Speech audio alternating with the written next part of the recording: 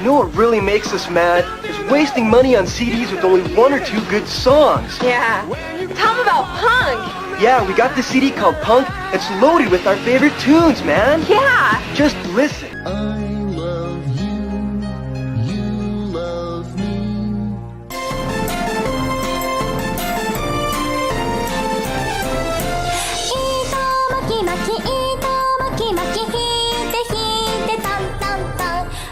This Punk CD has 36 tunes, man, and I'm telling you, they're all great. Yeah.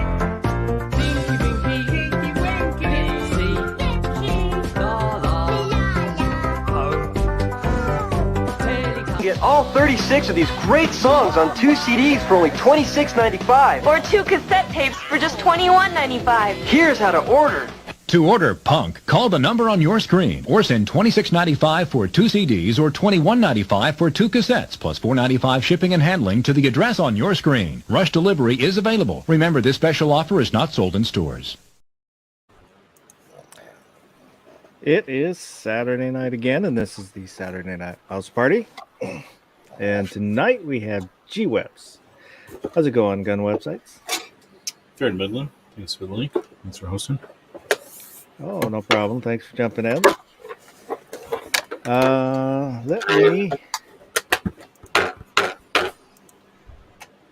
get the banner going. Let me get the right one going. There we go. At the bottom of the screen, there's an email address and a link. untactedlafosse@gmail.com. You can send in comments, suggestions, or pictures within reason.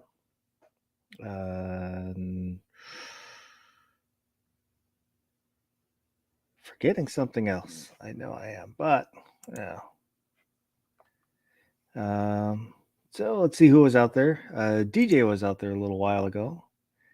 And Sergeant Joe Smith and G23. And I know there was a comment that was left way early. It's like right after I scheduled it, like at 9 in the morning. And I think it was Gunmetal Guy USA. I think I remember something like that earlier. But it doesn't show up now. So I just wanted to make sure I said hey to him too. X Adam 1's out there. Good evening. All right. So linked at the top of the chat is this week's poll. If you haven't voted in the poll, you can go over there and vote. We'll go look at that in just a moment. So you were saying you were playing Pugopoly just before you jumped in the chat? Yep. I lost, so Uh-oh. threw the board on the floor and huffed off.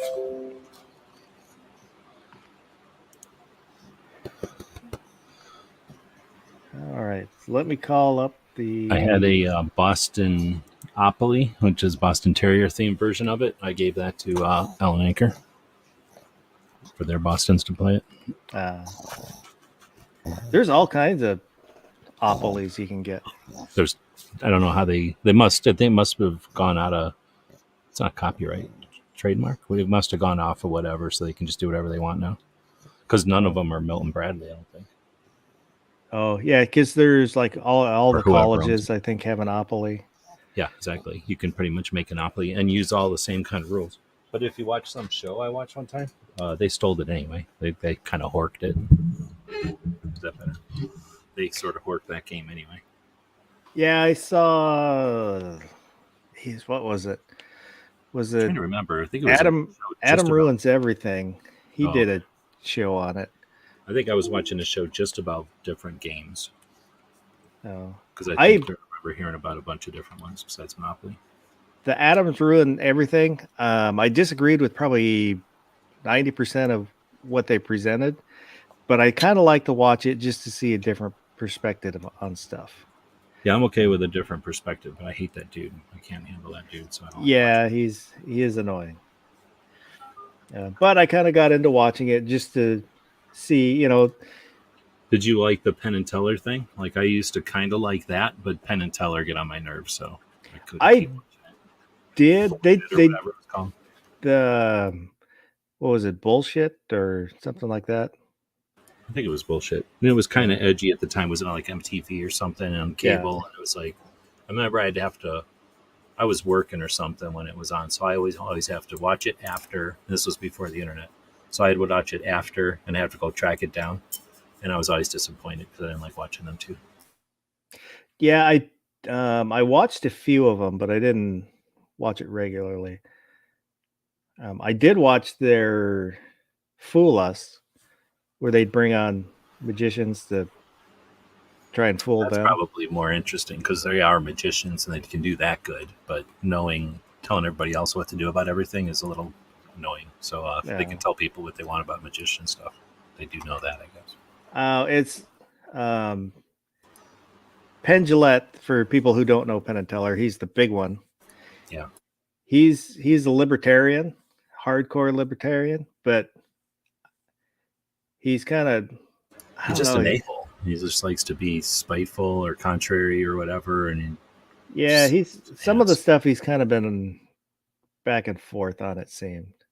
But I don't follow him religiously, so I just may not have understood his. I seen one of his early things the other day. What was I watching? I was watching some old movie, and I saw, oh man, that guy's in it.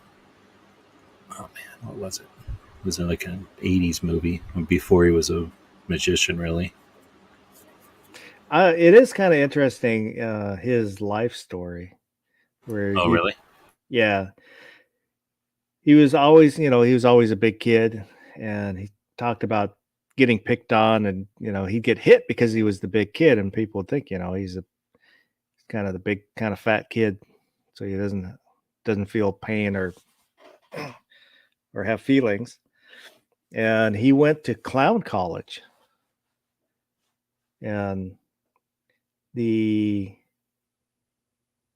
think it was Barnum and Bailey's clown college. I don't remember which exactly, but you could go there for free, learn whatever you learn there, and then decide whether you want to go into the circus or not go into the circus, which was kind of interesting. Oh, that is kind of neat. I guess it makes sense too. Like, charge somebody to do it and then find out they don't want to do it.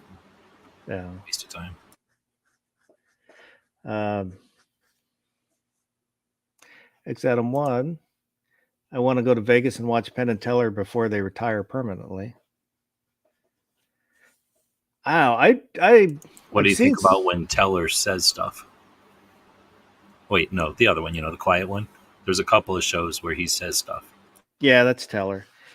It was. Have you seen movies where he says stuff? Well, I've seen interviews with him.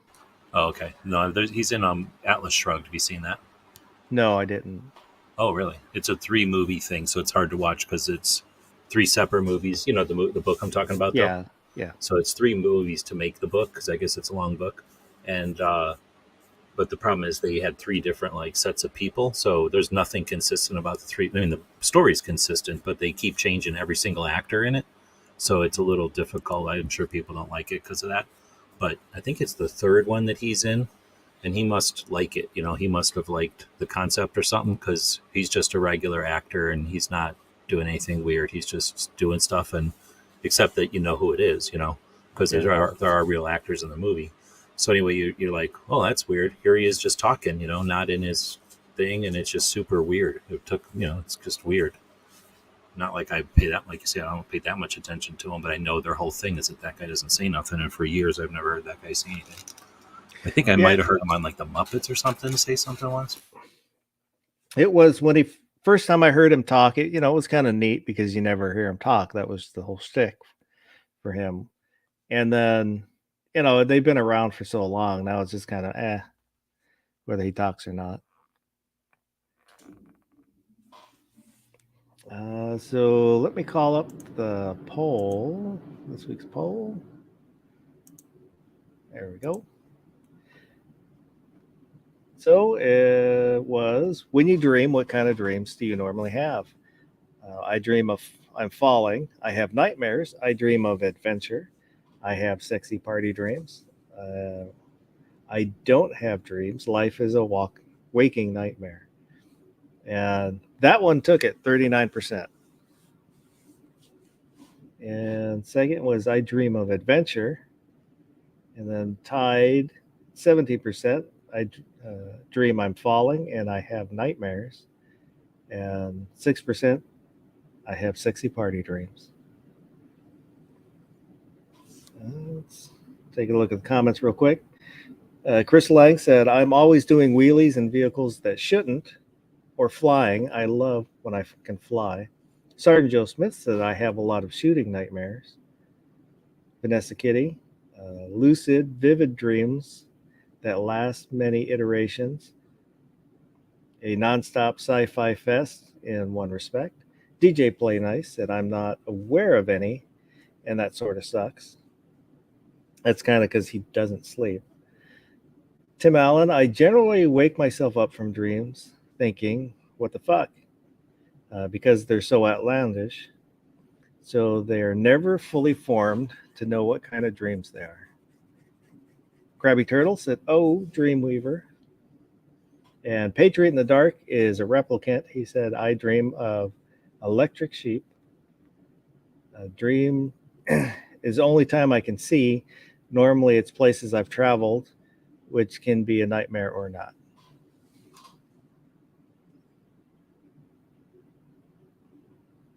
When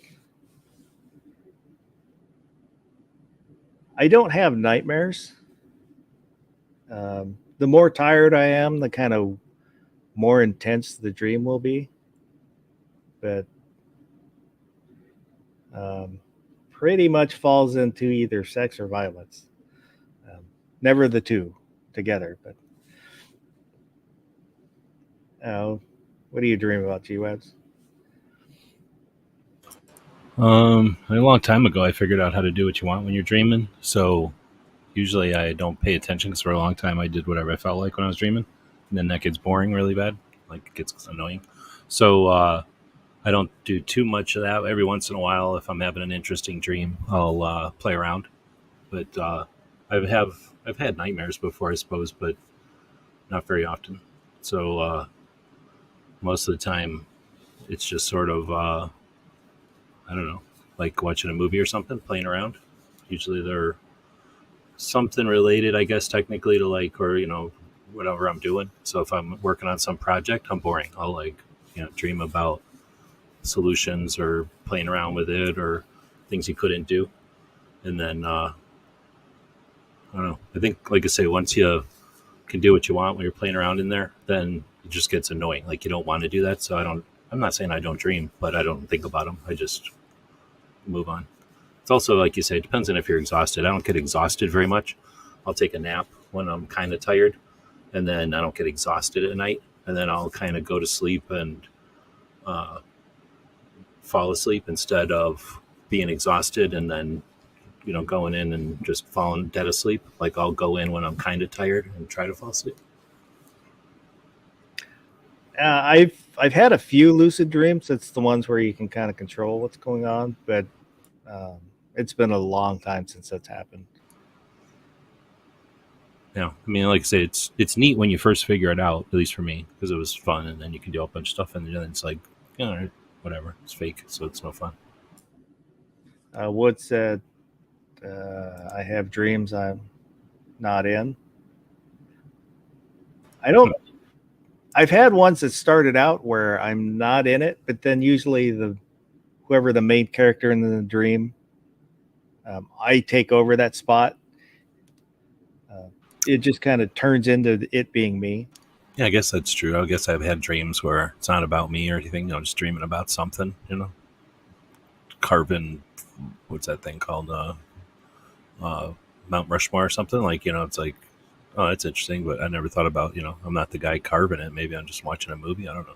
Does that happen? Yeah. Can you have dreams and just like I kind of essentially remember a movie, and then if you're boring and you just watch documentaries, you just remember like a documentary. Like, is that a thing? Except there's like a dragon flying around or something lame.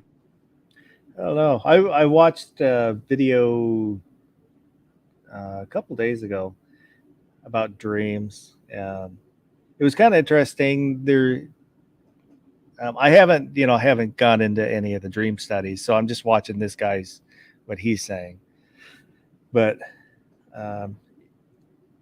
he was saying that dreams happen in real time, but then when you wake up, your perception of that time changes. Is why it'll seem like the dream was really long. Yeah, like if you have a 15-minute dream, it's a 15-minute dream, but then you wake up and you have to fast forward to remember it or something, right? Yeah. I usually have it has to be the non-REM dreaming, is just the way my schedule is. A lot of times REM sleep will usually happen, they say, after about 3 hours. Then you hit REM sleep, but I'm taking like 2-hour naps, and then I have to get up to do something. So I'll dream, like on a 15-minute nap. So that's outside of REM sleep. And they're not supposed to be non-REM dreams aren't as they won't be as intense or in depth as that's what they were saying on the video I was watching. Well, that makes sense because I don't sleep for 8 hours or 10 hours very often.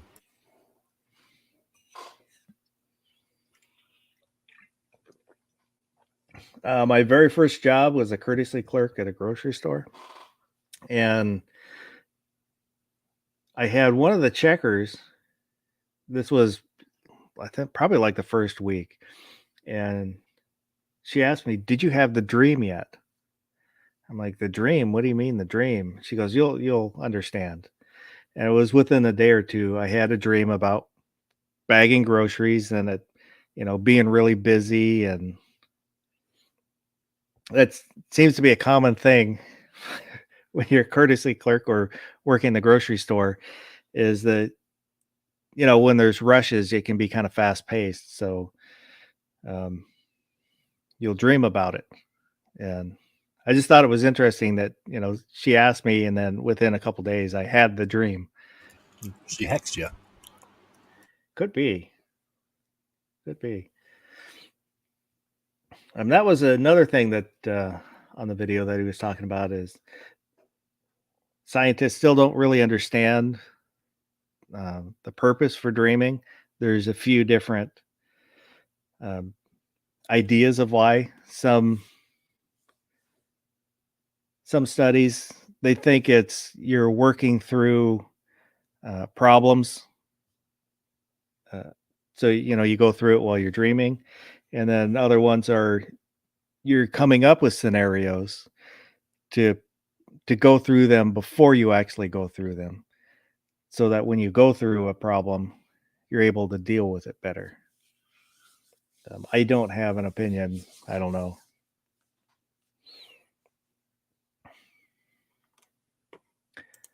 Exatom 1, I used to have very vivid nightmares. Learned to have lucid dreams to escape and wake myself up.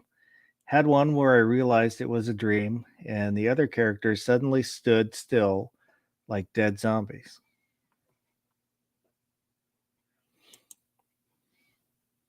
Have you ever had where you wake up from a dream, but you're still dreaming? No, I've seen that in movies and stuff, but I don't think so. I've had it where the opposite, where you're having a wicked awesome dream, you got to go pee or something wakes you up, and then you try to go have a dream again, and you're dreaming, but it's a lame dream that you didn't get back to the first one. Yeah, that sucks. Where you have a great dream, and then you wake up in the middle of it, or or not even just quite, like you just kind of get woke up, you're still dreaming, but it's not like you had to get up or anything, but then you just can't get back in.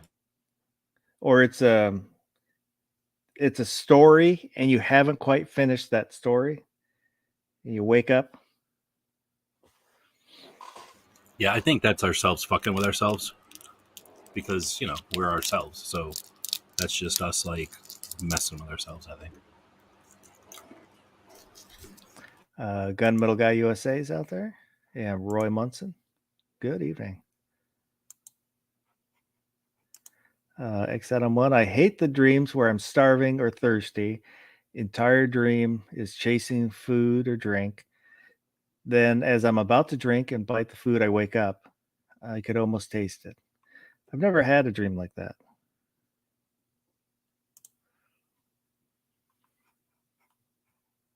I don't think of anything like that. Sergeant Joe Smith, yeah, all the time I wake up, but I'm dreaming. I woke up. Happens like 10 times a couple occasions. Oh, I've I've had it happen a few times, but it's not a regular occurrence. Where I'd wake up from a dream and then it goes for a little longer, and then you actually wake up and you realize you were dreaming you were dreaming.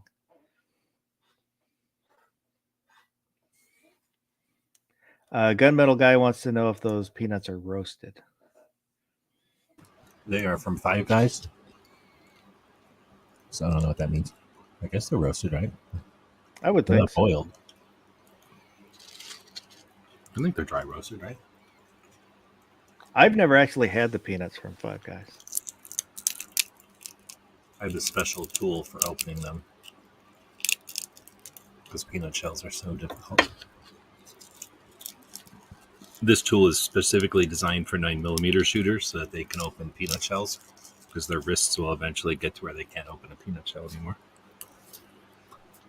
When I was a kid, my granddad would take me to baseball games to go see the Mariners, Seattle Mariners, and that was the craziest thing when I was little. We had peanuts, and my granddad told me just throw the shells on the ground. Like, that's making a mess. You can't throw them on the ground. He goes, oh no, they just throw them on the ground. You've been to restaurants where you can do that? I've been to a steak place where you could do that. Yeah, I went. I don't know. I can't remember the name of the place, but yeah, it was kind of a. It was a long time ago. It was I don't a. think they do it anymore. It was a steak place, and they had. The theme was kind of Western, so there's like barrels and stuff, and Yeah. floors littered with peanut And shells. I think they just brought them out. Like, have you ever had these things hot? I think I've had them and they're good, but I don't even remember because they're always just room temperature or whatever. So I've had them kind of warm, but that was at a baseball game, wrapped in the foil, but not hot. I've only ever been to one sports thing ever when I was a little kid. I think it was baseball. Or no, I went to a basketball game. I got paid to go to a basketball game one time. So I've been to a basketball game once, and I've been to something, I think it was either baseball or football. Sometime where there's stadiums and you had to sit in the chairs and look at the sports. Well, I haven't been to a basketball game since. Geez, the last one I went to was when the Sonics had to play at the Tacoma Dome because the other dome was falling apart. But that would have been 90. Around 92-ish. I can't remember exactly. They were playing the Sacramento Kings back when the Sacramento Kings sucked. They were one of the teams where they would spend the minimum amount they could because they would make a profit no matter if they won or not. So they wouldn't spend any money and the owner would just make money even though they'd lose.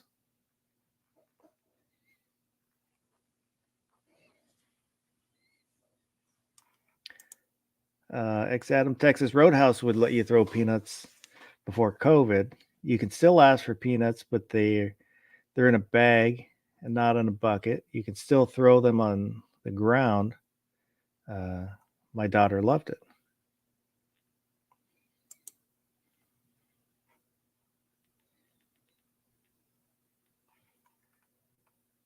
I don't think, other than that place that my friend took us, I don't think I've been to a steakhouse.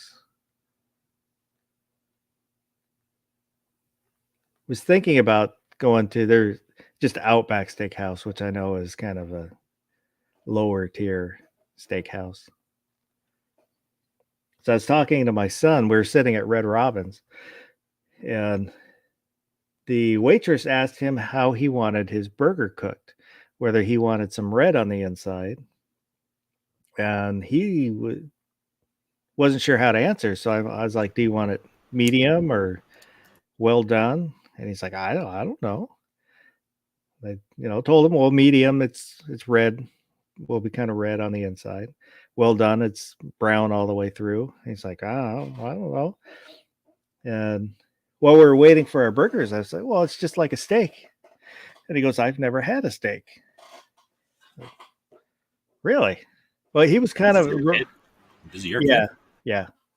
Growing up, he was a real picky eater, so he didn't eat burgers and stuff like that. He's kind of expanded a little bit now that he's older. So I need to take him to a steakhouse sometime. Yeah, I mean, unless he's got some reason to not want to do it. That's sort of like, what do you call it? I don't know. It's not like you have to eat liver. It's not like you have to eat everything, I guess.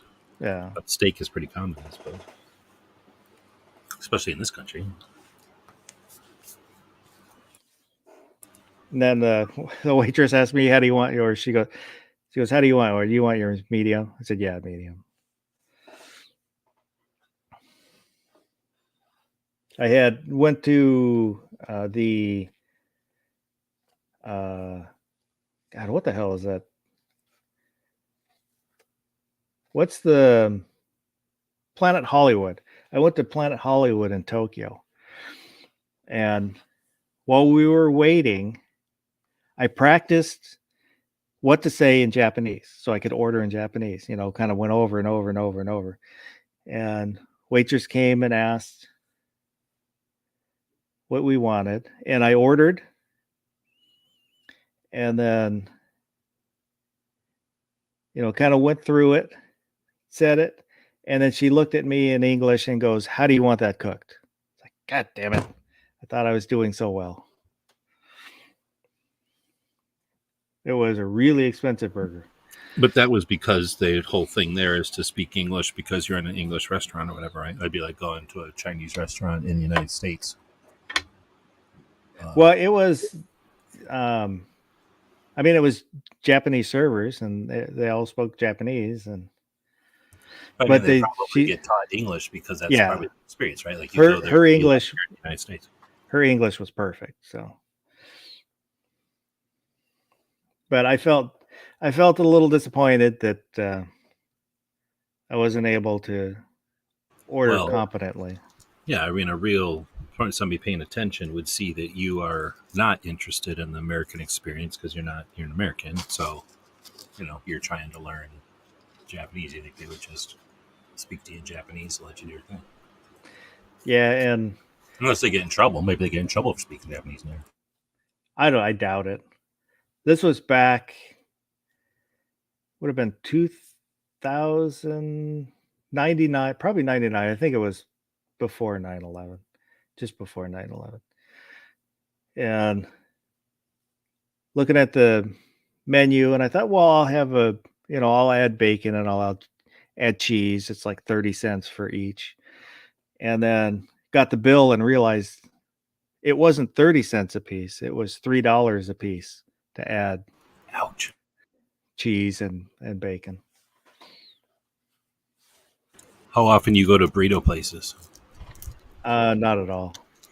So burrito places are a normal thing out here. And I haven't been to one in a while, but the other day I was sick. So I was coming out of being sick and I was like, it'll be good, a burrito. So I went over, a breakfast burrito. I went over to get a breakfast burrito. Back in the day, before, I guess years ago, they used to be, let's say, $5.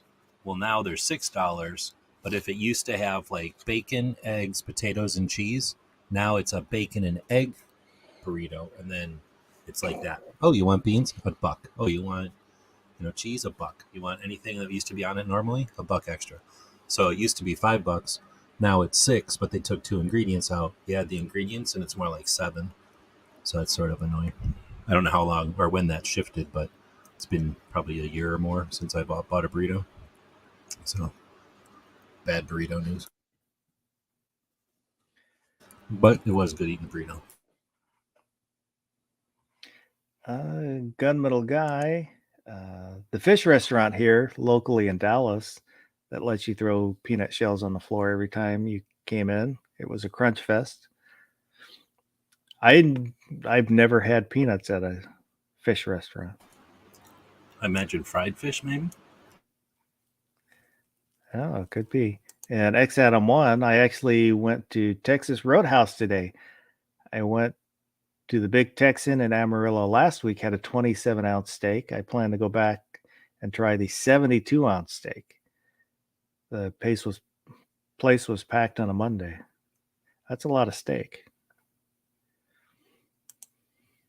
What do you think if they said that they should have a limit on the number of ounces in a steak I don't for the environment? know. I would not support limits. What about yours? You want glaciers then? You're saying you want glaciers. When I went out to the Thunder on the Prairie, the first night, I stayed with a friend in Omaha, and he took me to a steak joint. I guess I have been to another steakhouse.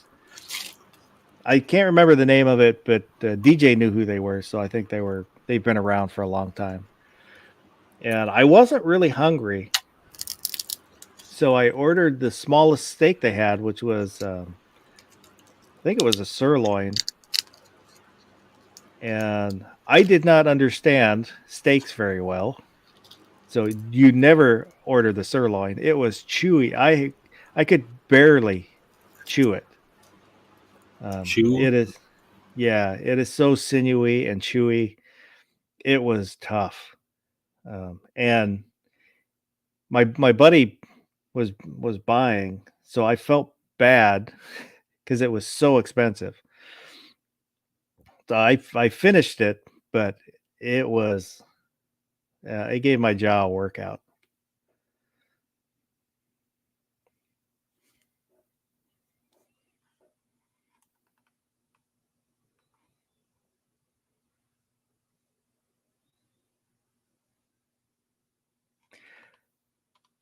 I don't know. Were you ever into steaks or anything? Yeah, pre-1989. How did you like your steak? Pretty much raw, like a regular person, I guess. I'll usually order medium rare. I'm okay with rare, and I'm okay with medium. I prefer medium rare, but every place will cook them a little different. So to me, it's the safest spot to land. I think realistically, in 2023, if you were going around eating stuff like that, no matter what you're eating, I look at the restaurant and I look at the time of day and I look at the conditions and then I order. But it's novice to walk, it's not a good idea to walk into some place and just say, this is what I want, therefore this is what I'm ordering. You walk into the wrong place and order the wrong thing, you're being sick like I was the other day. So I'm not saying I'm infallible at it, but I try to play the odds. And if I'm walking into a place and it's like, oh, I'm not eating seafood here, even though I really want seafood today, I'm not eating it here. When I go to Vegas, I'll risk it. You know what I mean? Like, I'm guessing that seafood's probably fresh, but in Tucson, I'm not. So I think it's the same way with other foods. I'm going to take a look at the restaurant, and if it doesn't seem whatever, get the spidey sense or whatever, Okay. I'll order something. Definitely not raw or like not raw, but well, it's rare. I don't know if you can see on here. This thing is called the York Nutsheller. It says Texan Nutsheller Company, San Antonio, Texas. This is made in Texas. I think it's for walnuts, right? Would you shove a walnut in here, maybe? I thought they were wire strippers. That's what I thought. I seen them at the store, and I was like, "Oh, I'm going to buy this tool. It must be some kind of cool wire stripper." And then I'm like, "Oh, it's for nuts. Like people in Texas can't open nuts without a big wrench." So I'm guessing it's for. Oh no, pecans. They eat the hell out of pecans in Texas. I'll bet you this is a pecan opener, because a pecan's probably a pain in the ass to open. I don't even know how you open a pecan. I've They never like marble. had a pecan in the shell. Me either. Well, I probably have a long time ago, but I'll bet you that's what it is. Or walnut. Walnuts are pretty big. I'm trying to figure out what would fit in here. And then I guess you drop it in here, smash it, and then it falls apart into something. Like, I don't understand it. I have to see it in use or whatever. But it was $1, so I can't help it. If a tool is $1, I'm buying it because it looks cool. X Adam must have been awful. Sirloin isn't supposed to be chewy like that. I didn't know. I've only ever had ground sirloin because that's if I buy ground beef, that's what I'll either get ground sirloin or Angus. So I didn't know, and then I looked it up after we got back to his place and read that the sirloin could be chewy. I might have the wrong cut of steak, but I'm pretty sure it was a sirloin. And Midget with carrot cakes out there. Good evening. So I've been to places in Vegas with Pink in them where they eat like $1,000 dinners. So, probably $100 plus steaks. Are you eating $100 plus steak?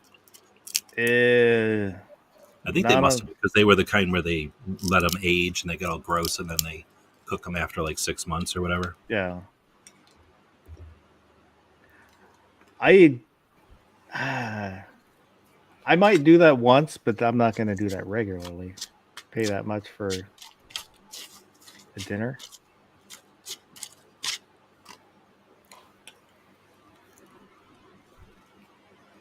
Are you interested in eating one of those $200 steaks ever?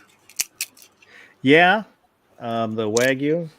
No, it was just a regular steak. It's just that it's aged. Oh. They leave them in this like refrigerator for a long time, and they get like a skin on them. I think they're in salt or something. We went and looked at them in the kitchen. I mean, it seemed like interesting, but anyway, I think the aging breaks it down so it becomes more tender or whatever. I guess. It doesn't appeal to me. I don't want my steak to be like babyfied so I can like eat it like baby food. That seems gross. I don't know. I've never had one. I've never had an aged steak. I've had fresh steaks, which were really good. My brother-in-law used to get he'd get a side of beef every year. So if we go over there for like 4th of July, then he'd cook up steaks, and those were really good. And they'd be, you could cut them with a fork. Midget with carrot cake is asking, thinking about getting a new gun, Smith & Wesson 587 L Comps. Thoughts? What's a 587? Is that a revolver? Sounds like a revolver. Yeah, it's a revolver. Here, let me look it up here real quick. And then what is it? L comp? I don't know what that means. Oh, L competition, so long competition maybe? Smith & Wesson though, so that might mean like midnight blue. Might be L comp because it's an L frame. Oh, yep, that's true. So here's I've never shot one, but I say get it because I don't have to pay for it. So I don't like the proportions. It's got like I guess the L frame, huh? So what is it? JKL? What caliber is that then? 44 Magnum or something? I think 357. Yeah, 357. So I'm not familiar with that L frame, I guess. 7 So shot. it must be. Oh, it's a 7 shot. 7 shot 357. Scroll back up again. Now I'll look at it again with that in mind. So it's essentially just putting a stubby grip on it, or does it just look stubby to me? It kind of looks a little stubby, but that might be for carry. Maybe. Yeah, I mean, it could just be that grip fills in that gap between the trigger guard and the grip, so it makes it stubby. But the underlug is helping, making it look big, I guess. Maybe it's it's compensated. That's what's goofing with me, too. The sight is back a little bit. The front sight is back a little bit because there's holes up front. So it isn't your classic silhouette, but I guess who cares? If it's 7 shots at 357, that's all that matters. And Smith & Wesson ain't It's not like they're known. Oh, they got a Hillary hole on it though. Well, they all have them. Yeah, fuck the Hillary hole. I don't like the idea of having extra pieces in a revolver. I can see why somebody get it, but I'm never getting that one. It's not my style. I don't know. I kind of like the way it looks. It's more than I would probably spend because I'm I didn't look kind at of the cheap. price. Yeah, that's nowhere I'm going near that. But I don't know. I Get like- it if you don't like I it. Get something 7 else shots too. at 357. Yeah. I like everything about that. I had one for a long time. My friend let me. Well, my friend had me hold on to it for whatever reason, and then I never gave it back to him. Essentially, and then when he moved, he took it back. But man, it was nice having a 7-round 357. I'll tell you, I miss having that. X Adam saying that 686 is an L frame, also, as reference.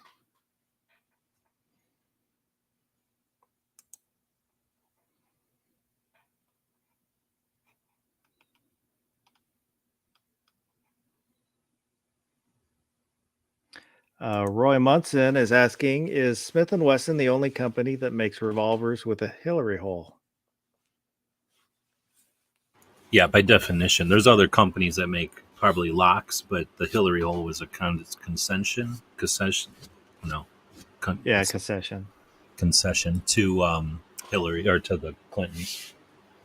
And at the time, Hillary was getting ready to be vice president or president or whatever, so everybody was giving her grief.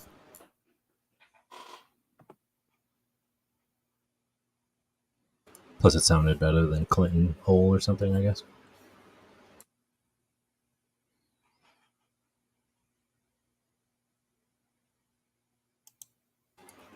But I mean, more than just being a concession, it's the whole idea that they put extra pieces in there. I just don't want extra pieces in a revolver. The revolver has gone since like 1850, actually before that even, till now with essentially the same parts. Like we don't need an extra part in there to break or just to be in the.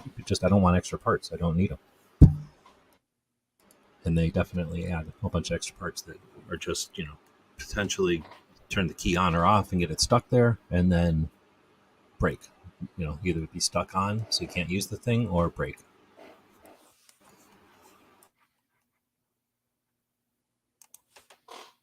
Plus, I like the idea of everybody just yelling and screaming about it, and Smith & Wesson goes, yeah, you don't need it there anymore. Let's get rid of it. And that would be like a win for our side, even though it's a small win.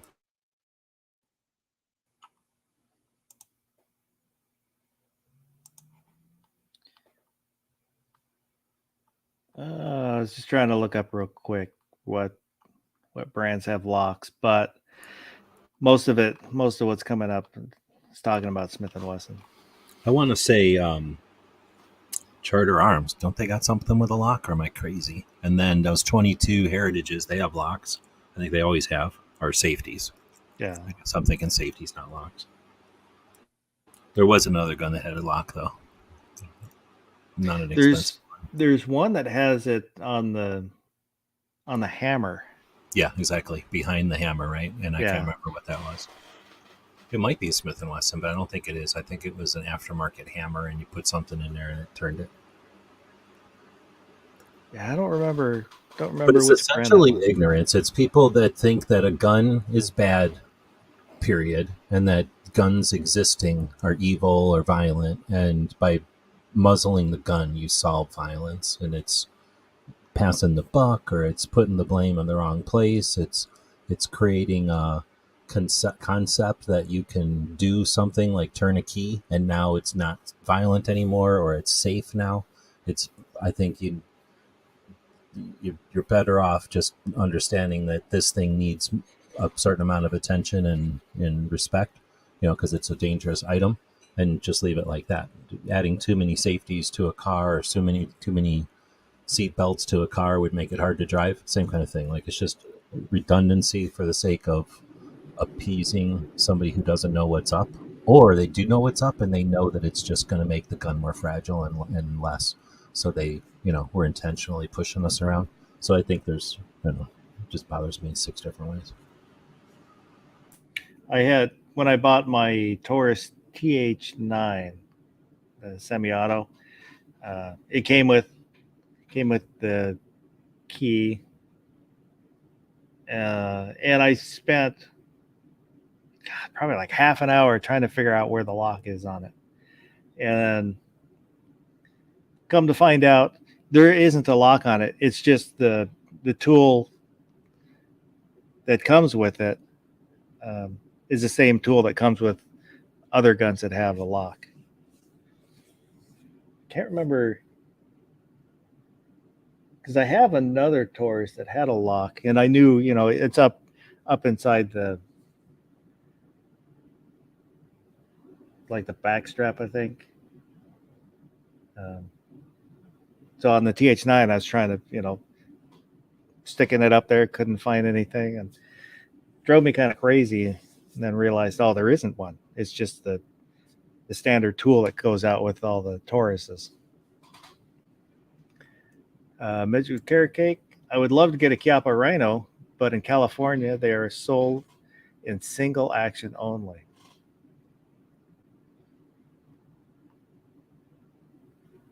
That stinks. I would love to have a Chiappa, just to have a Chiappa, but they're kind of spendy, so I'll probably never get one.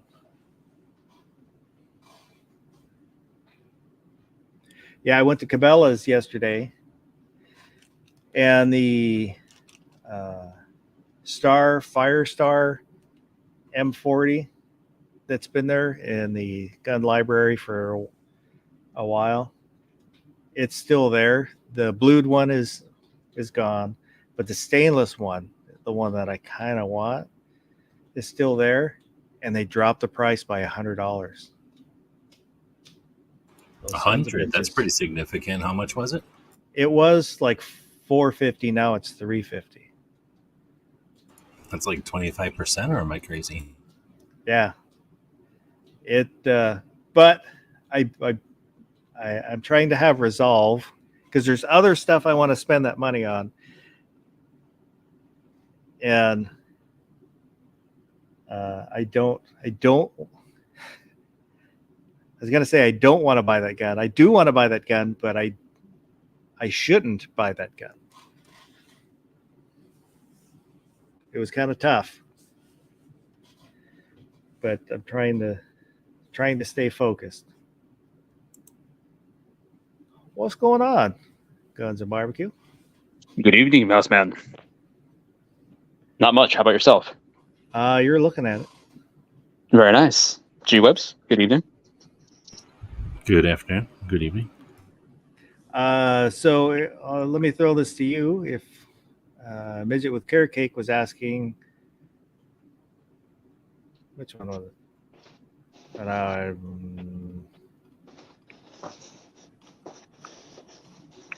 Darn it, now I lost. He was asking about the Smith & Wesson 587 L Comp. Kind of wants to get it, but wants people to tell him it's a good gun. Are you familiar with it? The 587. Yeah, it's a 7-shot 357. That's what I thought. I just wanted to make sure. I've never heard anything bad about him. Let's say if he's just looking for us to confirm his purchase, I say do it. That's what I said. Buy it. If you don't like it, you can buy something else too. Yep. You know what? And, perhaps the good idea is to actually purchase two guns. So if by chance he doesn't like the 587 L Comp, then there's something else that he bought in reserve, so he doesn't have like the major letdown, like, oh, I just bought this and I'm not completely digging it, because then he has a backup gun where he's like, oh, this gun's still awesome, while he figures out how to, get rid of the L Comp. So I think that's the real solution, just buy two guns. There you go. And Midget with Carrot Cake was saying that he wants a Chiappa Rhino, but they're only single action in California. I want a Chiappa Rhino in the worst way, but I am waiting for them to make one in 44 Magnum. There's been rumblings about that for a couple of years. Couple of years. Yep. Yeah. And until it happens, like, I have nothing against 357 Magnum. Nothing at all against it. I just really like 44 Magnum. And if I'm going to spend the money on a Chiappa, I'm like, you know what? I'll just hold out until I can get the 44 Mag, if they can ever seem to get around to it. I kind of want one of those rainbow colored Chiappa Rhinos. Oh, yeah, those are pretty. I don't know what they call that finish. Like a case hardening. Yeah. I'm not sure that's their official designation for it or not, but the oil slick kind of look. It's way more than I would spend on a gun.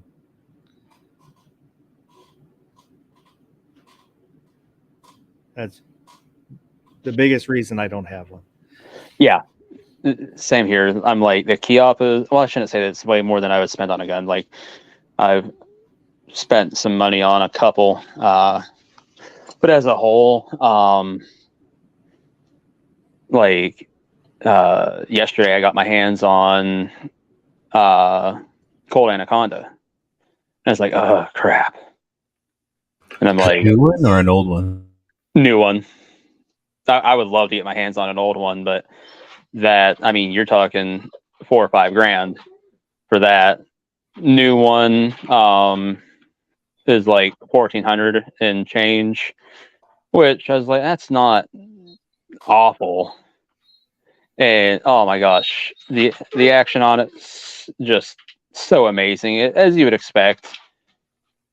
And again, it's one of those things where I'm like, you know what, like, for that price, yeah, but you know, like with a Chiappa, I'm like, it's not, when you start getting up towards those prices, like the Colt, I'm like, I just can't do it. There's not that nostalgia factor, I guess, for me. That doesn't have, you know, the name like Colt for me. It's hard for me to try and justify some of those prices with Chiappa. Yeah, the the Pythons, they are just beautiful guns. The lines on them are sexy. The Chiappas are not quite sexy. I mean, you know, beauty is in the eye of the beholder. But they're funky cool. The Chiappas. Yes. I was gonna say you're 100% correct. Like, you don't look at a Chiappa and be like, well, like you said, it's not a sexy gun. The Chiappa, the Chiappa is sexy in its own way, in the, you know, eyes of the beholder way. The Chiappa is soccer mom who is dropping the kids off at school in her pajamas and didn't take time to do her hair, makeup, or anything, and, you know, has 2 tires on the band that are halfway flat, kind of sexy. And you're like, yeah, that's my lady right there.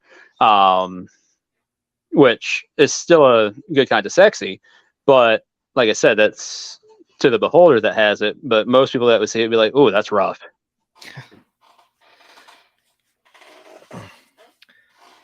Yeah, I am waiting for the Taurus TH10 to come out.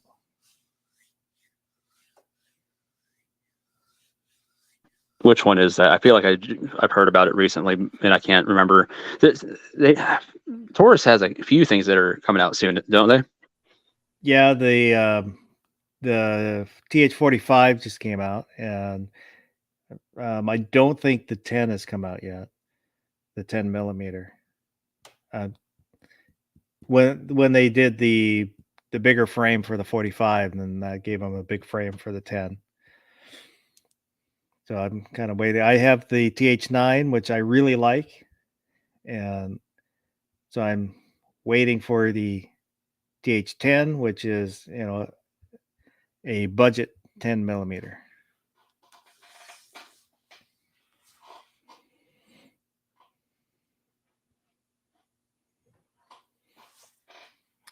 X-Atom 1. There's a pawn shop in Odessa that has like 4 pythons for 2,200, different lengths, but the old ones, not the new ones. The new ones were closer to 1,500. Oh, X-Atom 1. I mean, I don't know if you're into just collecting fire. I guess it depends on the condition of them. But if they're in excellent condition, man, that is something that I would be looking to grab as an investment if you had the money. The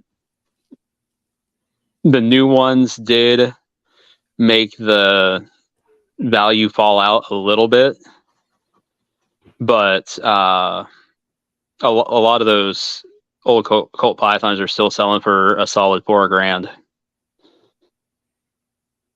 But like I said, that's normally in like excellent condition. So if they're a little rough, then that $2,200 price mark might even be a little much. So.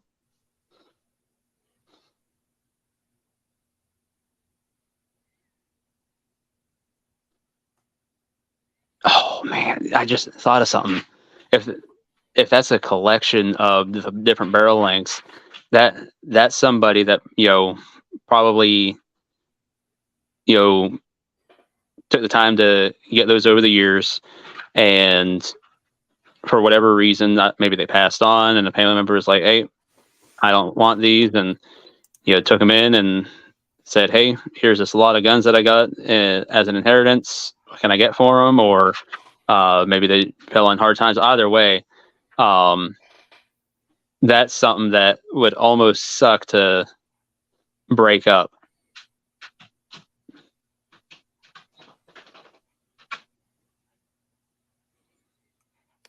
He's saying they are in great condition. I just wasn't looking at one. I didn't realize how much they were. Yeah. If they're in great condition, again, if you're one of those people that's into buying guns as an investment at all, which granted, with the current comment period, that may not really be an option anymore unless you want to get an FFL. But I digress. But that at that price, those could be a great investment. Garage Guy is out there. Good evening. Yeah. Sorry, boss. I was just going to say, I don't think they're making the new ones blue. It's only stainless, right? I think that's the only ones I've seen, but I haven't really been looking at them. So, Midge with carrot cake. I'm thinking the assault weapons ban will be gone nationwide by 2025. What are your thoughts?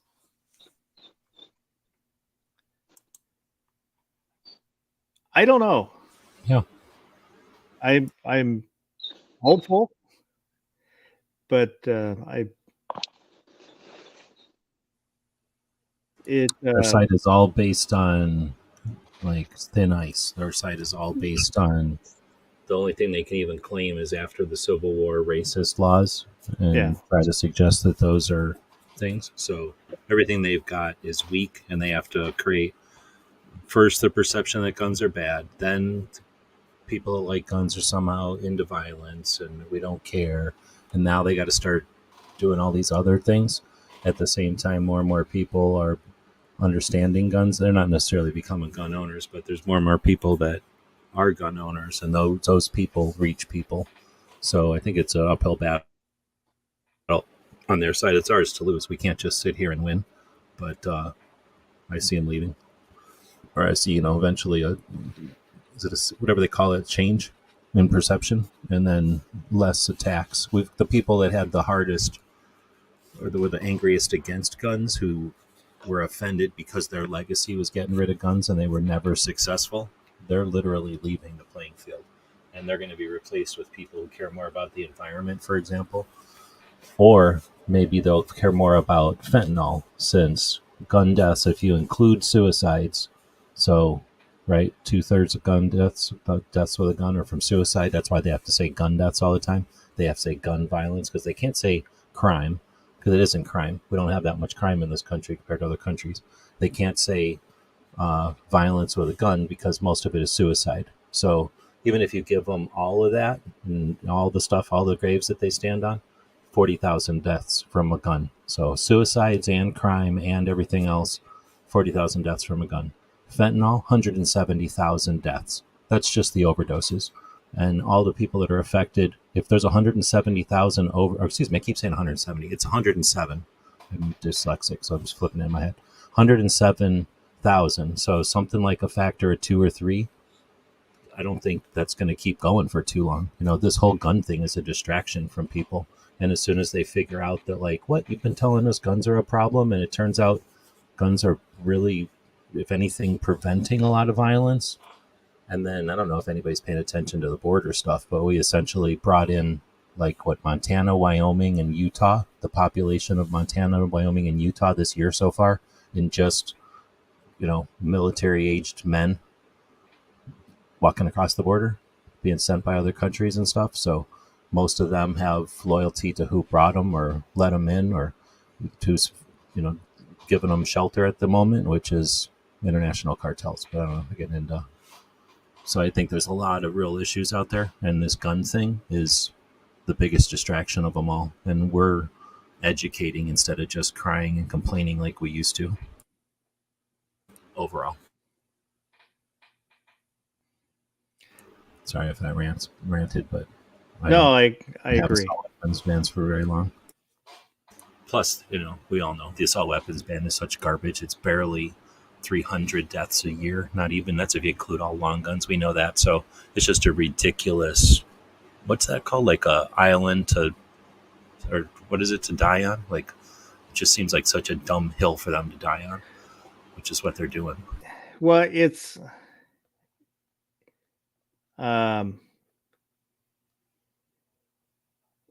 they're using well, I'm trying to figure out how to put it. You know, it's because it's scary, you know, you keep hearing the scary black guns, but it's a money-making scheme, and they can use it to make money. The anti-gun fundraising, and they're well, the money's already been put aside. The Republican gun control from last year, the Safer Communities Act, essentially put, well, there was the one gun control that removed rights from people that were 18 to 20. That's a separate one. That was the second Republican-backed gun control that happened last year. The other one, though, essentially put $10 billion for the next 10 years away from the federal money and gave it to the states. And it tells the states, here's a list of things to do. And the 10 states that dance, I can't remember now if it's the 10 or the 4 states, but it's you have to all dance. And the states that dance the best, the states that give the most gun control without depending on the feds to create the gun control, then you win chunks of this money. So it's tax money that's put aside only for the states that do the most gun control. And who runs all the gun control, period? One dude. So he's going to essentially tell all of his groups, fight amongst yourselves to be the most gun controlling, and the ones that win get this tax money distributed to you. So the money is already there. That mechanism was created last year, and with the help of like however many Republicans and all the Democrats, they created that funding. And it's just interesting. At Gun Rights Policy Conference, Faster Saves Lives thinks they're going to touch any of that. I mean, I don't know. But anyway, so I think the funding has already been set up in front of us. We all see it. We're just not paying attention to it because we're worried about lawsuits. Every national level organization constantly makes us worry about lawsuits. Yeah, I don't want to get into the. Sorry.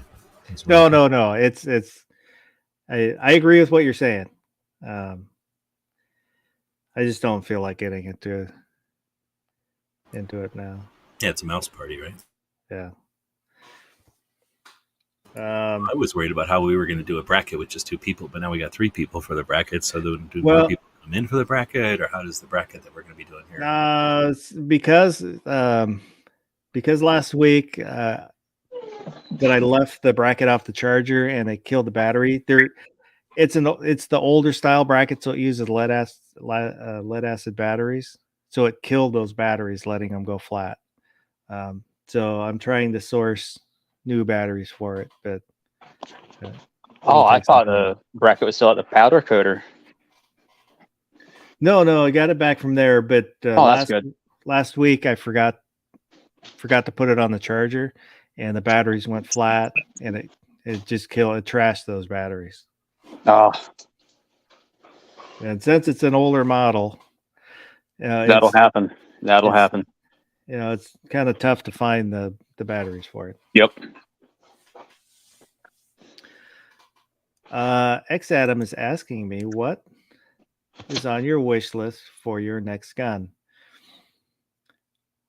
Yeah, there's lots of guns on the list, but I don't have a lever action. I still want a lever action. I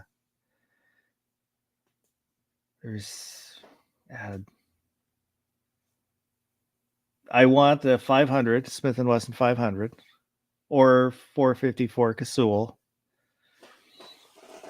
Kind of low on the list is a Desert Eagle, just for the cool factor. They're very impractical, but they're wicked cool. See, I don't know. Those are probably the ones that have been around for a while. I would love to have the Bear Survival Kit, Smith & Wesson, with the 460. But that's another one that they're like over $2,000, I think. I think that's what it was last time I saw one on like Gunbroker or whatever. But the problem is, I will go to the gun shop and with the specific intent to have them order me this gun or that gun, and then I'll see something that's actually right there that I can touch, and I'll buy that thing that's in front of me instead of the thing that I've been saving up for. I won't lie, boss. It's a really good problem to have. X Adam saying the Henry Big Boy 3030 is your first lever action. I don't know. That's another thing that I go back and forth with. The 3030 is iconic, so I would love to have it because of that. But I want the 4570 because the big boom. So I'm just going to toss something out here. What about being a bit different? And I don't mean caliber wise, like 4570, awesome. But everybody seems like, if you talk about lever actions nowadays, says Henry, which cool. Nothing against that. But with the price that you're going to spend on a Henry, you could get something old school, really cool. Get like a pre-64 Winchester. I would love Buy that for the price of a Henry. How much are Henrys? $1,000. All right. I don't mean Henrys also weigh a ton. Nobody talks about that, but they are not lightweight. Yeah, 100%. I got nothing against them. They're made in the USA. They just have good advertising. That's why everybody talks about them, and nobody gets disappointed because nobody's driving around on a horse with them. But if you're out walking around with something, I want Winchester all day, every day. Keep everything else. Yeah, I used to, when I'd be up late at night, I'd watch the Henry infomercials that used to run back in the 90s.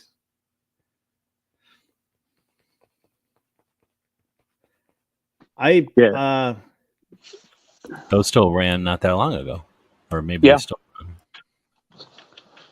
The only reason I did mention that idea is because I do know Henry is having some quality control issues. And at first I thought, oh, well, you know, that could just be people.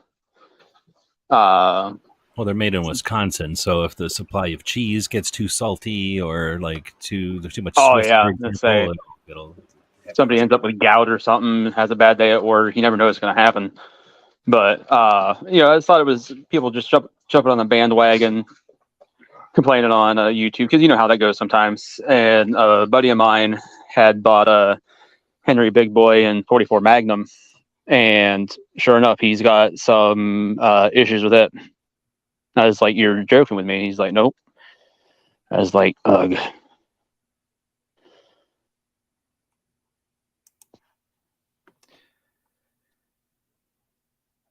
I was kind of like the Marlins too. Oh yes.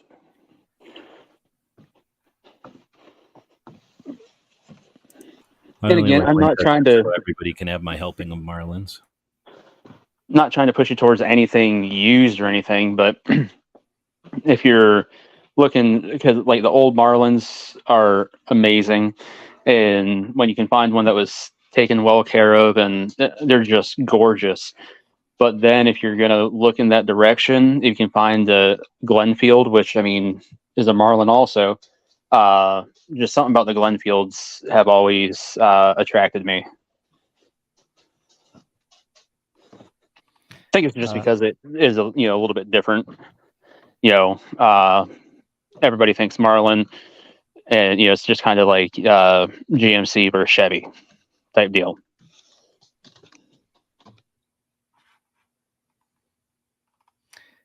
You mean like Ford versus Chevy? No, Glenfield. Weren't they absorbed by Marlin, and then they were, because you can get Glenfields that are two sides of the same house. Then they're not two. Yeah. Okay. So, I mean, really, both are great. I mean, they're pretty much the exact same thing. It's just, I don't know. I think it's just because it's harder to find the Glenfields. I have a more of a affinity for the Glenfields because of that.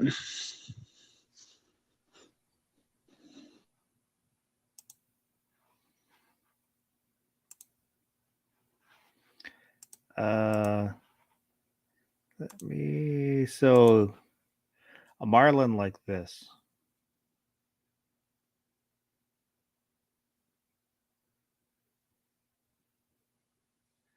I have a question about 9mm. I was just gunsmithing this 9mm gun, and its sparkly essence fell out, and I just don't know how to put that back into it. Yeah, I don't know. I don't think you can do it with a hydraulic press. I think you need like a Harry Potter wand.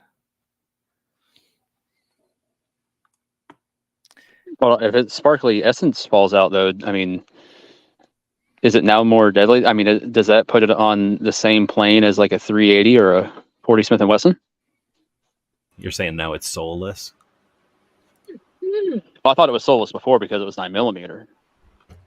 Like it's almost like it's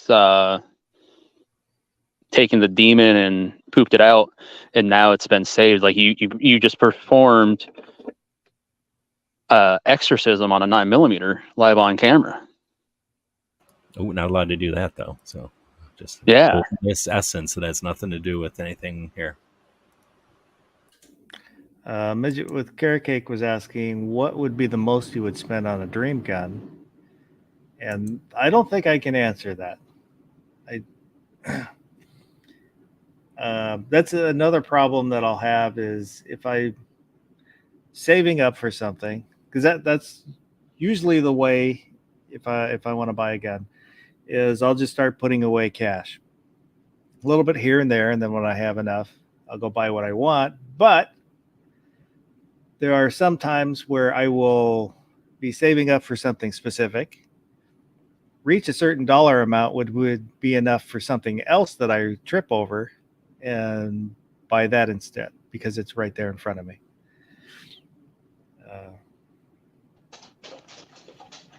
For me, it would depend on the dream gun. I've got several of them. I would love to have a 1911 that saw combat in World War I or World War II. I just think that would be really cool.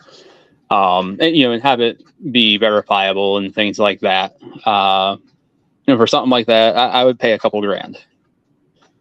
No problem. Another dream gun of mine, though, is an original Colt Peacemaker. And, something like that, you're talking an easy 20, 30 grand, which that's going to take a lot of saving for a long time. But, if I had that kind of money saved and the right thing came along and, a lot of other things were taken care of where I was like, you know what, that would be doable. I don't think I would hesitate on an opportunity like that, because that's one of those things that doesn't come along very often. I mean, that's why it's a dream gun, so it really depends on what it is. Oh, also on my list is the Beretta BM 59. I shot squibs, and Nice. I really liked it. I got to shoot his Garand too, which was a dream, to get to shoot a Garand.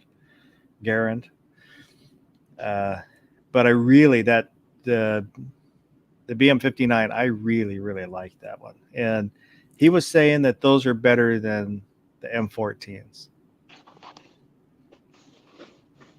So, and I have never shot an M14, but it is the kind of the Italian version of an M14.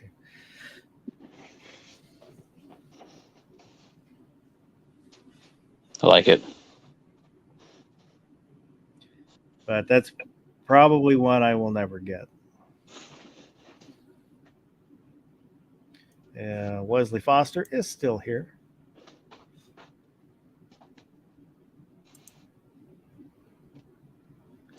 And X Adam, my son is going to buy the new Spear and wants a Scar. Way too much for me. The value isn't there. Rifles are $2,500 and like $4,000 for the other. Scars are, I don't know.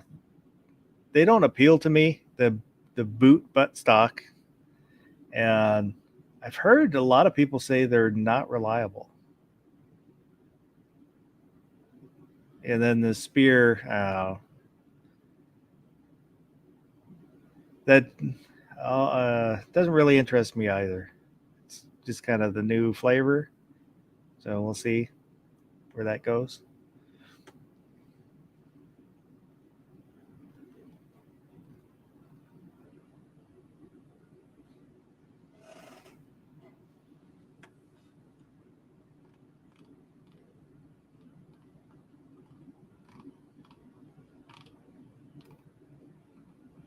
I never heard about a Scar being unreliable. I haven't looked into them, but I've just have seen people talking about them where there are problems with them. But it's kind of secondhand. I don't know these guys.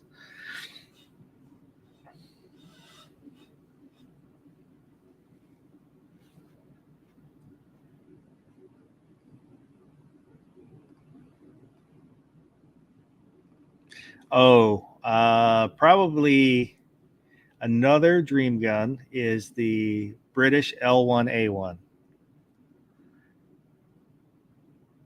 It's L1A1. It's the British version of the other gun.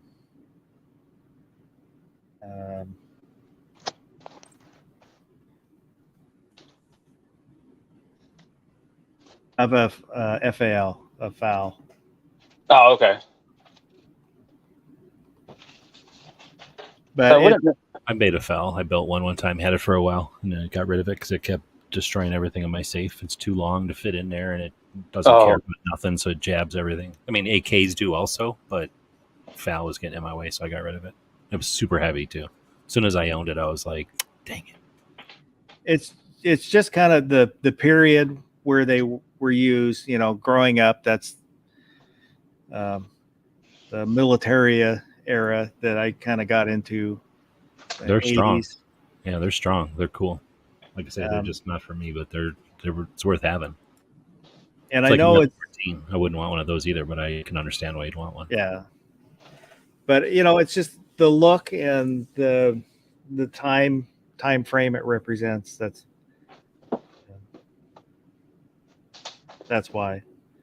And yeah, like I said, I know it's basically a British foul, but that's the version that I would want.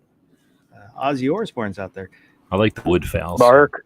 If I would have owned it for any length of time, it would have turned into a wooden one. I did. The only one I've ever seen up close was somebody was doing a transfer at the gun shop. And so I got to see one with the wood furniture, and it was pretty cool. Yeah, they're neat. Right arm of the free world and all that. Ozzy, did you get hopefully you got your stuff. Hopefully got there safely. He won the last giveaway. That's interesting because he just won off a Hillbilly show 5 minutes ago. Nice. Maybe he has a cheat code. Probably what's going on. He has a cheat code for that StreamYard thing. He knows a code to put in there. I think what really happened is he got a hold of a bat, and he's like, unless I start winning some stuff around here, the bat gets it. And then they're like, whoa. We can't have bats' heads getting bit off around here. You know what? Just start giving them all the prizes. And Ozzy was like, that's what I thought. Bubba Triclops Ballistics is out there. He's saying Set Me C would be cool to own. I knew someone that almost had one. But the person selling it decided not to sell it. You mean Night Strike? Yeah, I wasn't going to say Poor Baron. I have a stuffed baby killer whale. I think these are popular appetizers in your part of the country. That was my grade school's mascot was an orca. That's pretty cool. My grade school's mascot was a Mustang. We had a big, it was probably 6-8 foot long carved orca at the school. That'd be really cool. Our school, you're talking about in high school? Grade our school, oh, I don't know in grade school. But our high school literally just stole some real sports team thing. I don't know how that's even legal. And we just had the sports team logo on all our shit. Nice. Our like a football team or something, like, we just stole that logo. Our high school was the Wolves.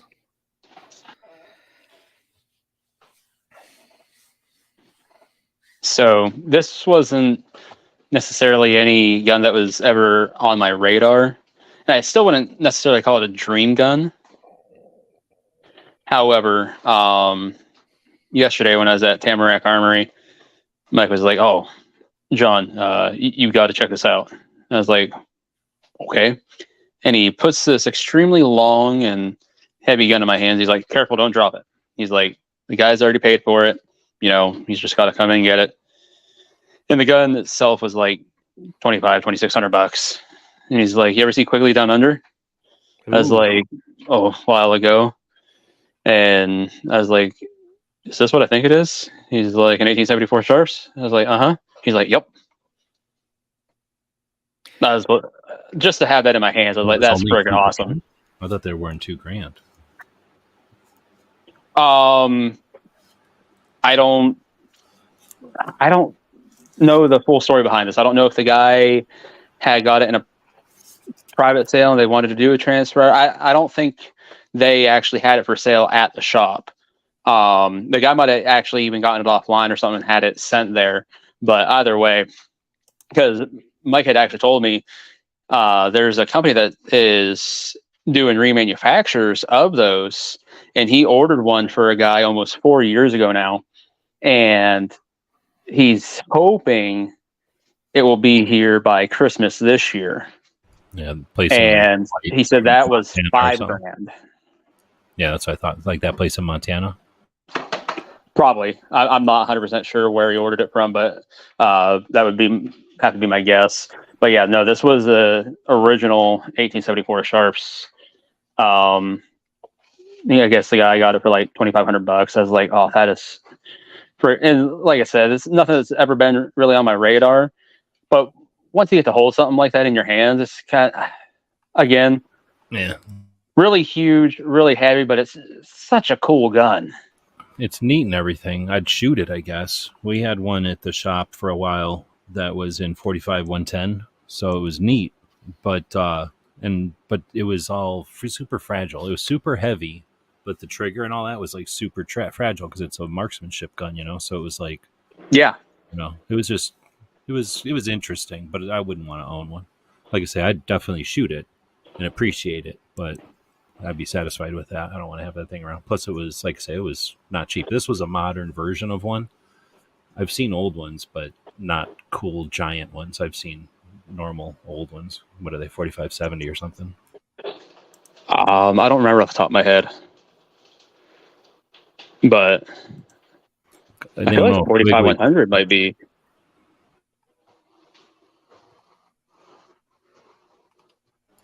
I don't remember, but whatever. The larger ones, the hundreds, 90s, and 110s and stuff, those are rarer than the whatever. But yeah, that was a cool piece of history to get to hold. And then, you know, I sent in that AK today to your show. You know, that was cool to get to handle last night. How much was it? 300. What? 300? Yep. So did you buy it already? I'm probably going to call him on Tuesday. I mean, I would have thought you were going to say 7 or 8 because you couldn't see the tag on there. So I don't know if you said it in the show or not, but yeah, that's nothing for that thing. Yeah, that's what I was thinking too. Well, for a working AK, as like for that price, whether it's considered sporterized or not. I think it's really an MHM 81, but whatever. It's kind of an AK. Yeah. But it's more like a Galil Valmet. It's neat, and it's, well, like I said in the show, I would have thought double that or more at this point. Could be that nobody wants those kind of things anymore. I mean, that does happen. Well, that's the thing, because like around here, You I know, would say, you know, about what you can own, right? In Pennsylvania, you can own anything you want. yeah, we can own anything, but because I always say, you know, we're the Bud state, you know, when it comes to hunting, you can't hunt with it. Even though, of course not, but I'm just saying you can own it. yeah, Hunting, owning you it, don't want no to go out problem. there with anything with a 25 round mag, so that some a-hole doesn't slaughter Well, it's not even bird or whatever they think is going to happen. it's not even the mag issue. I mean, granted, the mag would be an issue, but the real issue is it's semi-automatic. Oh, really? That's weird. Yep. That's, Yep. Yeah. well, I call that the corn states. You back east where you hunt across a cornfield, then they're all worried about travel and what you're using to make you use shotguns and stuff. You out here, nobody cares because you're out shooting in the middle of your own hectare. You know what I mean? Like you're out in the middle of 40 acres and you're the only human out there, so Mm-hmm. you're shooting with. And sometimes you have to shoot across, you know, a great distance, so you can't go out there with some inadequate gun out here. No, pretty much anywhere west of Kansas, anywhere they got hills, you know. I will say that's Speaking of Kansas, I feel like we're missing a piece of the barnyard. he probably went to roost early. A falling block rifle is also on my list. They're neat. They're neat. I would want like a 22 short falling block, and I'd be happy with that. You ever seen you ever seen like an assortment of old 22 shorts? I've seen a million of them. the most I've seen are the ones that you've shown. Oh, okay. There's gun shows every once in a while. Like somebody at a gun show will have like their collection, and they'll just be showing off their stuff and boys' rifles, like guns they would have gave kids back in the day before there was BB guns, because BB guns existed, but before that, everybody just gave their kids guns. So those boys' guns, kids' guns, like people own those. I imagine because they wish they would have had them when they were little kids or something, so they buy them later, and they probably were really cheap for a while. But I mean, you got guns with chicken feed. You get guns with, you buy something for Christmas and you get a gun with it. You buy, a new car, you get a gun with it. There was all these guns that just existed. Somebody would be building them for some company, and then, now there's a new 22 out there. So some of those are really neat. And I've seen falling blocks like that are cool. I would love to have one of the old bicycle 22s that they're kind of like wireframe 22s. Bubba's, my dream gun would be all matching mint condition Car 98K. And he is currently building a Type 99 Arisaka. Ooh, nice. Also a Tavor 95 in FDE with black accents. That's something else I would like to get my hands on, is numbers matching Mauser 98.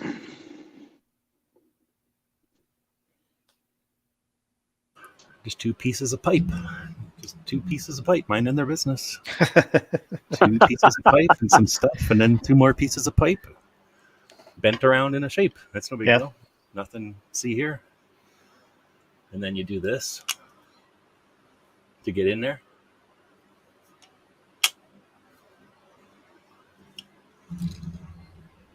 Yeah, definitely agree with you. These are neat.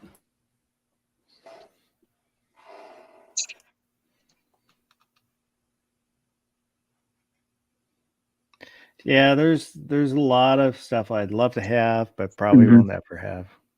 Agreed. So here's how you get one of these cheap.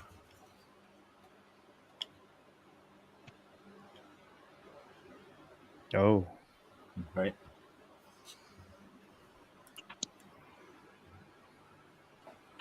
There was a big crack on it, is what I was showing everybody. yeah. So But on Nothing 22 that short, old JB Weld and duct tape won't fix. oh, it's totally not even anything. It's a 22 short single shot, and it's like holding a pin onto the receiver. It's not even doing anything, but it's there, so somebody doesn't want it probably because of that. I just happen to have this thing out when you said that.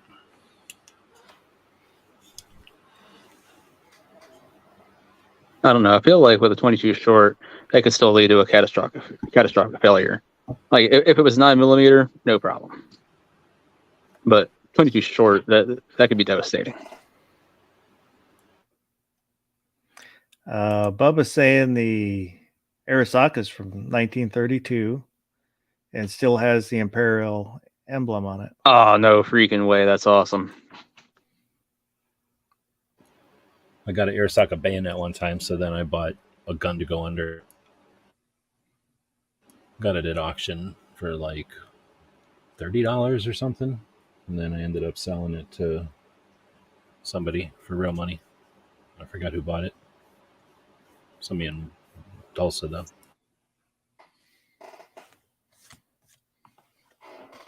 Like that's one of my things about World War II firearms. If I'm getting them from countries other than ones that were, U.S., I want the original markings on them. And that stuff is so hard to come by. Well, Japanese stuff for sure, but German stuff you can get it.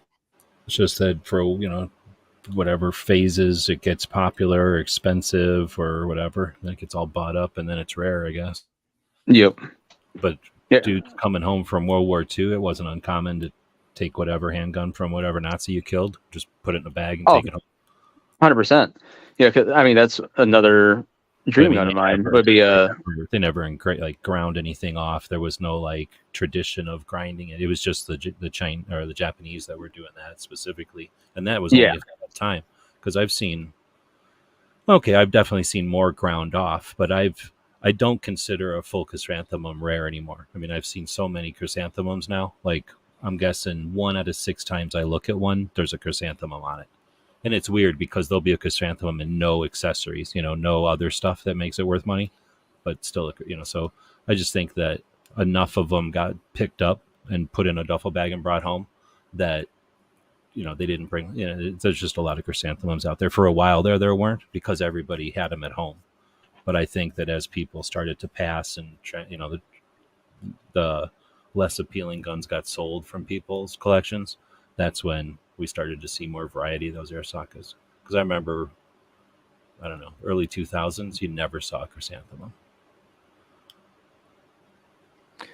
Yeah, my granddad fought in the European theater, and when he came back, he had a Luger he was bringing with him, but they told everybody that they were going to do bag searches. So he dumped it, and they never did search anybody's bags. So he didn't get it home.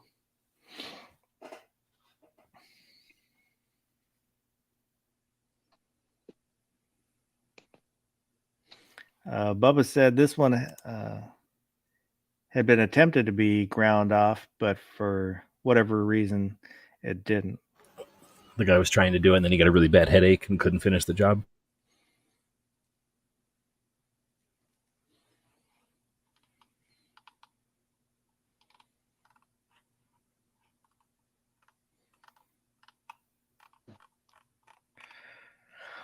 Oh, barbecue. What you got coming up? Anything you want to plug? But I wish I would have thought about this. No, nothing that I can really think of. Finally got a gun out of Tyrannical layaway yesterday, so I plan on taking some photos of it in the hopefully next day or two, depending on if weather cooperates or not, and getting that up on the new Instagram page, the 1791 photo, mainly because I only have 2 photos on there right now. And I guess that's about it, Boss. Thank you. Appreciate the invite. I don't know if I was going to say, luckily, nobody does layaway around here. So I never have anything on layaway. But then that also means I can't put stuff on layaway, which kind of sucks. But in the end, it's probably for the best.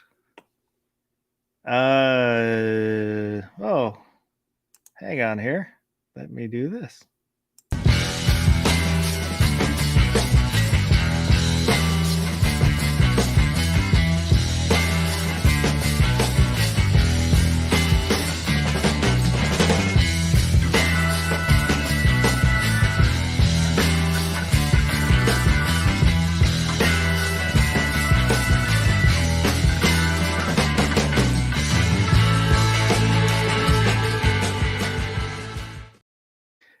GearWebsites.com for all your 2A related stickers, patches,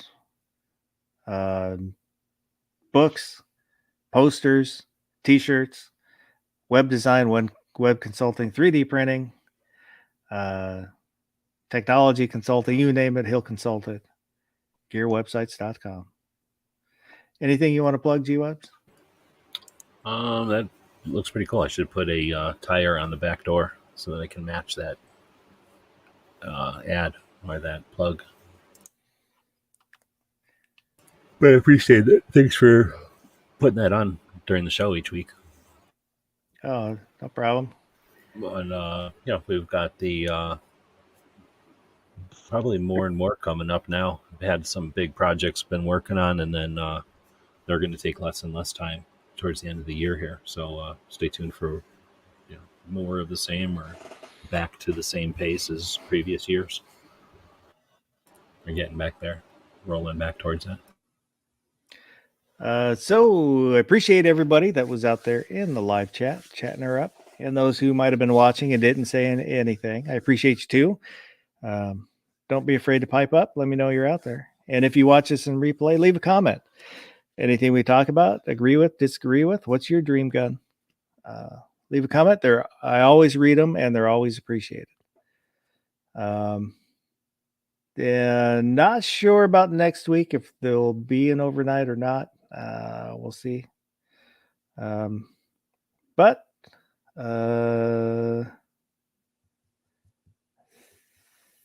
in the description, I forgot to say, there's a link for the overnight Gilded server, place to hang out, chit chat, share memes, pictures, and whatever. You can always get a hold of me there, and most of the people that come on the chat, you can get a hold of them also.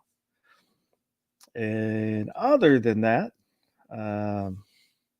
hope everybody has a good rest of the night and go do something good.